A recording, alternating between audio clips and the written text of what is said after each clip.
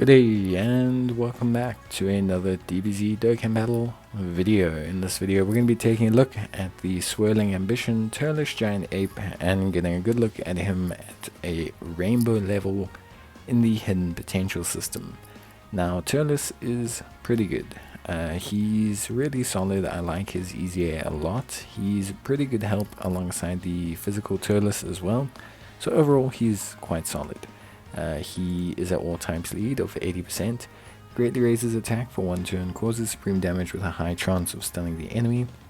He has attack and defense of 120%, with key +3 plus an additional attack and defense of 120% when key is 9 or more.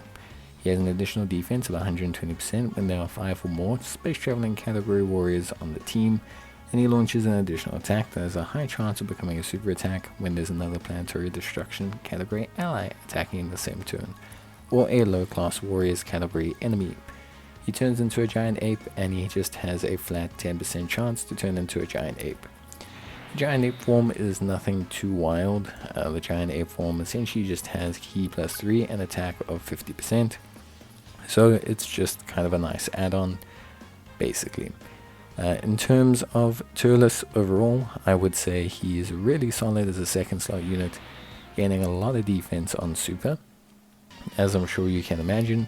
And yeah, essentially he, to cut a long story short, just kind of does the bare minimum. He's a pretty solid unit, if a unspectacular one, and for the most part he's just quite reliable when it comes to being a good damage dealer that is defensively sound after super. Remember, his passive is multiplicative, so he tends to do a pretty good job in having really solid defense after his super. Overall, he shares some decent links with most of the Turles units and with Terrifying Conquerors units in general. Things like, for example, Thirst for Conquest, Big Mad Bosses. A lot of these are super common amongst Terrifying Conquerors units and just tends to give them a pretty good time as a unit. So he looks quite solid when it comes to that. Of course, I will say he's not necessarily he still has his limitations. He relies a lot on raw defense, which is fine, but does limit him a little bit.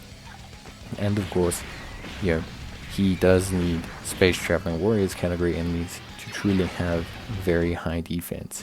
So it's not that he's terrible, it's just that he is a little bit restrictive. But he is great help to the Turles team or to that space traveling warriors team, and he is a relatively solid addition to those teams.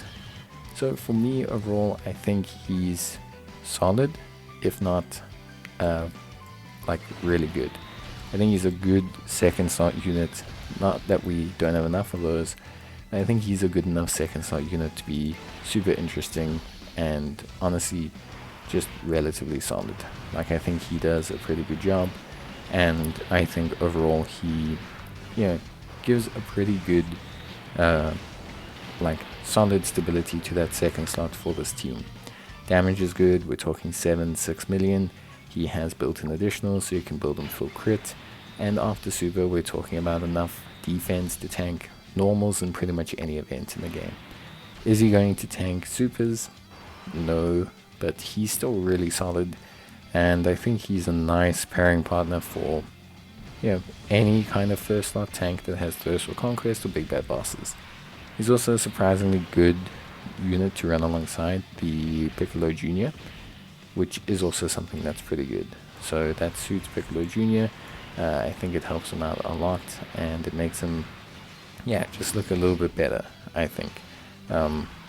Gives him another good pairing partner that isn't Metal Cooler, and just facilitates him in that first slot role more so than anything else. But I think overall he's really good. I like him.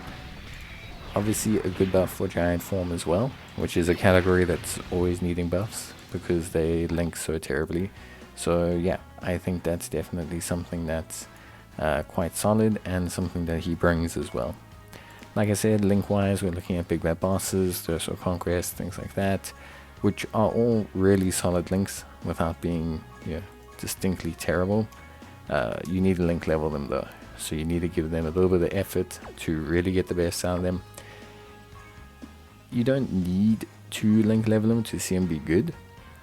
As you saw with my Turles, you didn't need link leveling to be good, but link leveling definitely pushes them up. It changes those attack stats from 6.8 to 7.5. The defense goes from like 230 to 270, and these are important, especially with multiplicative kind of passives. I think it's important to understand that there is like good incentive to link level, especially extreme units. It's always something that's quite valuable. But yeah, that's basically it when it comes to good old Turles. I think he's really solid. We've looked at him at a 55% and at a rainbow level, and yeah, I think he's really solid. He's a good addition to the team without being too malleable. He's not like good on tons of categories. On the Space Traveling Warriors or Terrifying Conquerors, when you can get his full passive, when you can just get him right, get him that Thirst for Conquest, get him that big bad bosses, he can look really, really good. Like, he can look like a really solid, good addition to the team. And yeah, I think overall he's really good. So that's it from me. Bye.